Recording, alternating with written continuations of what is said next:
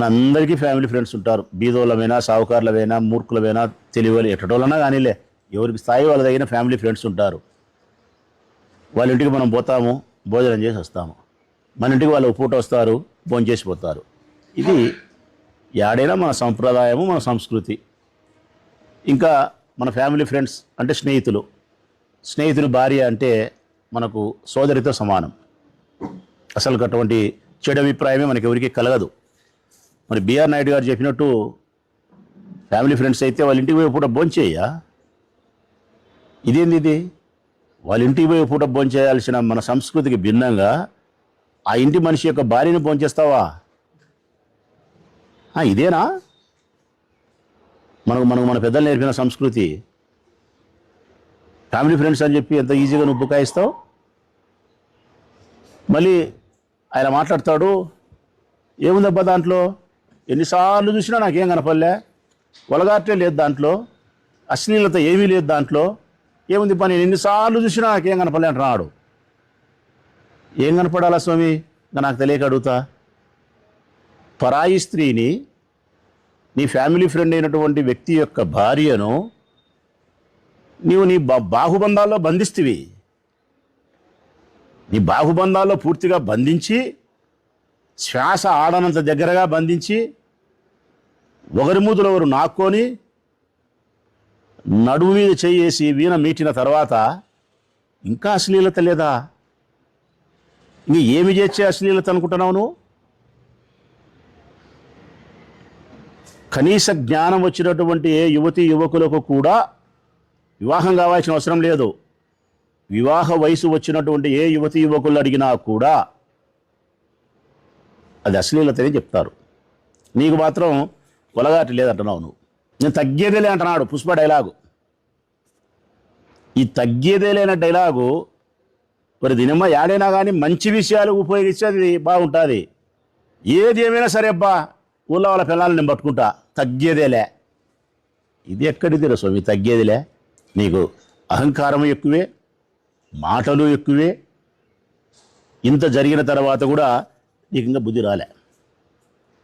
ఇంకా అన్నిటికంటే ఘోరమైంది, ఈ భారతదేశ వ్యాప్తంగా ఉండే ప్రతి హిందువు బాధపడేంత గొప్ప చెడ్డ మాట ఏంటంటే ఆయన మాట్లాడింది. అసలు నాకైతే ఆశ్చర్యం అనిపిస్తుంది, ఎట్లా మాట్లాడాడు ఆ మాటని. భగవద్గీతలో ఏముందంటున్నాడు. మరి బిఆర్ నాయుడు ఆయన బిఆర్ గీతలో ఏముంటుందంటే, భగవద్గీతలో అయితే ఇవి ఉంటాయి, బిఆర్ గీతలో అయితే ఏముంటాయంటే వాచ్యాయన కామసూత్ర ధర్మాలు ఉంటాయి. వాచ్యాయన కామసూత్ర ధర్మాలు ఉంటాయి. ఈ కామసూత్ర ధర్మాల ప్రకారము నువ్వు పాఠాలు నేర్పిస్తావు. బిఆర్ గీత మాకొద్దు స్వామి, ఈ భారతదేశానికి వద్దు, మాకు భగవద్గీత కావాలా. మళ్ళీ ఆయన మాట్లాడుతున్నాడు, ఆయన ఎవరో మూర్తిలో గీర్తినో చాలా యాది పెట్టుకుంటారంట, చాలా యాది పెట్టుకుంటారు బిఆర్ నాయుడునంట. నాయనా మూర్తి, ఏ క్షణాన ఏ మాట అన్యావో ఆ దేవదేవుడైన వెంకటేశ్వరే పలికించినాడు నిన్నోటితో. చాలా యాది పెట్టుకున్నారు ఇప్పుడు మీ నాయుడును.